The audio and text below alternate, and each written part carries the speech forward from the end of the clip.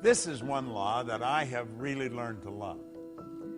Now, I paid a big price before I learned it, but when I did learn it, my whole world changed. And you know, it wasn't until I had studied this material for some time that this law made sense. Let me read you something here that scientists have given to us. These are very bright people. You must understand that 90% of all the scientists that ever lived are alive today. Scientists accept the truth that the body of a human is moved by the mind, that all its functioning is governed by a ruling thought, whether that thought is subjective or objective, whether it's conscious or unconscious. Those who study the mental processes find that all the conditions of the body are created and caused by the mind. It is known that creation in and every form is governed by and subject to a law. Hence, when one misuses, inverts, or violates a law, this mistake is called a sin. This is interesting. A sin is a mistake, a misunderstanding, and a misjudgment. A mistake is falling short of or disobeying the law, whether that law be mechanical or spiritual. Correction is the only method of adjustment or of appeasing the law. Thus, repentance and forgiveness are the only means available to alter and correct that mistake. I'm Bob Proctor, and I want to talk to you about the law of forgiveness. Now, for a long time, I never understood this. Sin is truly transgression of the law. Now, when I was a little boy, I was sent to Sunday school, like a lot of little boys that grew up in the part of the world where I grew up. And if I didn't go, my older sister would tell. And so I was punished when I didn't go.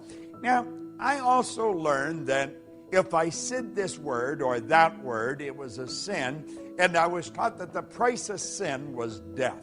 Now, I thought that was rather severe, but that's what I grew up with. That was the idea that this little boy learned at a very early age.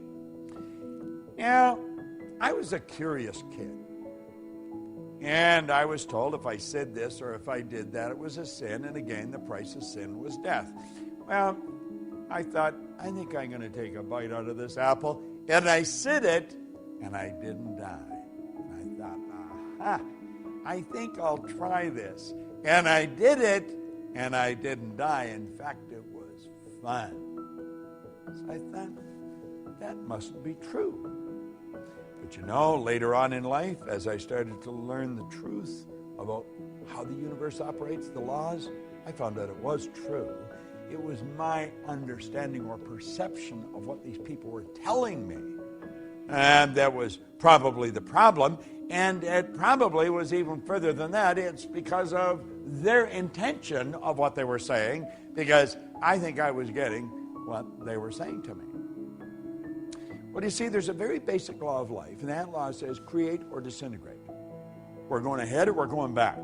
Now, disintegrate doesn't mean that you're just going to disappear. You know, when we talk about live or die, that doesn't mean that our heart's going to stop and the blood stops flowing and we're either, incinerated or placed in the ground. That's not what that means. It means that we're either going ahead or we're going backwards. That means things are getting better or they're getting worse. If we violate the law, the price of sin is death. It means things are going backwards. Things are not going to be as good as we want them to be. If we live in harmony with the law, we're going to go ahead. So do you see, sin is transgression of the law. Price of sin is you're going to go backwards. Live in harmony with the law, you're going to go ahead. Now, forgiveness is a phenomenal concept. I never used to think much of it. I thought, forgive, what's it mean? It means let go of completely, abandon. Forgive yourself. You can't change what you did. Do you know there's many people wander around with great feelings of guilt? Guilt is guilt and resentment are two of the most destructive emotions that you'll ever come up with. I was raised with guilt. Now, I've been telling people for years, if it gets to a point where you can't handle a problem that you've got, you should go to a professional. Well, it's like the guy said, I like a chef that'll eat his own cooking. I was raised with guilt, and so I experienced a lot of guilt. And I was having difficulty getting rid of it. Any little thing I did that, that I just didn't think was right, I would have great guilt over it. So I went to a psychiatrist in Southern California, in Century City. And I only went to that psychiatrist 3 or 4 or 5 times, I guess. And I was on my way down the last time that I went, and I realized I didn't have to go anymore. And I phoned him and I said that I wasn't coming. He said, well, come on down anyway, because I like what you're doing. I want to find out more about what you're doing. And he was able to help me get rid of the guilt. It was all a simple concept of forgiveness. Forgive means to let go of completely. Let it go. Forgiving is a very healthy concept. We've got to learn to forgive ourselves. We've got to forgive others. We have to realize that what we did yesterday, we cannot change. If you did something deliberately wrong, let it go. Forgive yourself. If you did it and you didn't do it deliberately, forgive anyway. Let it go. If someone else has done something to you, don't hold any resentment. Let it go. Now, that doesn't mean that you want to go and give them an opportunity to do it all over again. You may move away from that. But you cannot hold bad thoughts in your mind and move in a good direction. Listen to something else that Hollywell brought it out here. He said, a noted physician talking before a group of other medical people on this very subject of thought being the source of disease was recorded as having said in his concluding remarks, abnormal tumors and cancers are due to a long period of suppressed grief and anxiety. Another way of saying that such diseases are due to a lot of sinful thoughts getting bottled up and suppressed within our minds. If this state is so destroying, it might be wise for us to probe into our own selves and note the effect our emotions have upon the physical organism. Then let us seek by every means at our command to overcome and abandon and forsake every emotional tug that has a debilitating and disturbing effect.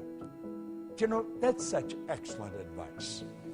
Do you know, if you go way back, found out we're just absolutely ridiculous. A lot of bad blood comes from wrong thinking. Try and understand this. Everything works from a higher to a lower potential. When you're dealing with electricity, you must work from a higher to lower potential. We don't even know what electricity is, but we do know the laws by which it operates. If you want a greater flow of electricity, put in a bigger bulb, get a bigger transformer. The only limit placed on electricity is the limit that's placed on the form through which it's flowing. Well, it's exactly the same with us. We work from a higher to a lower potential. We go from the thought to the thing. Spirit always manifests through its polar opposite. You go from the non-physical to the physical. You and I have the ability to tap into a non-physical world, a world of thought. And we can choose our thoughts. We can choose any thoughts we want. Do you know, Viktor Frankl was a Viennese psychiatrist, spent the war years in a concentration camp. And he said it was while he was in the camp that he realized that regardless of the physical or intellectual abuse that he was subjected to, no one could cause him to think something he didn't want to think. Do you know that's where attitude begins? Attitude is the composite of our thoughts, which cause our feelings, which express in actions. See, our thoughts, feelings, and actions, when they're all in sync, that's an attitude. But we want to have the proper attitude, we're going to live in a healthier body. We want to have the proper attitude, and we're going to enjoy the wealth that we look for. We want to enjoy the proper attitude, and we're going to have the friends that we want. But one basic concept is that you have to forgive yourself, and you have to forgive others. You see, guilt and resentment are without question two of the most destructive emotions that anybody can experience. Of all the laws that you're going to study, this could be one of the most liberating of all of them. Forgiveness. Letting go of. Abandon. Just let it go. And when it comes back into your mind, let it go again. Form the habit of not holding on to anything that's causing you to feel bad. Start to love yourself. Start to respect yourself. Have a healthy respect for what you're capable of doing. And understand this, carrying bad thoughts about anyone or anything is not doing anyone any good. It's sinful. It's destructive. And the price of sin is death. Well, that doesn't mean they're going to bury you. But it may be burying your company. It may be burying your income. It may be burying your friends because they won't want to see you. Forgiveness, it's going to cause everything to grow. It's going to cause you to be healthier. It's going to cause your income to grow, your friends to grow, your business to grow. Forgive. It's a beautiful law. Forgive means to let go of completely, abandon. Replace the thought with one of beauty, with one of plenty, with one of abundance. You'll be glad you did. I did it. I'm a happy, healthy, wealthy guy. And you know something? Lots of energy. It just flows freely to and through me. I forgave me and everyone else that occupied a bad place in my mind. You do the same. The law of forgiveness could be one of the greatest laws you study. This is Bob Proctor. Thank you.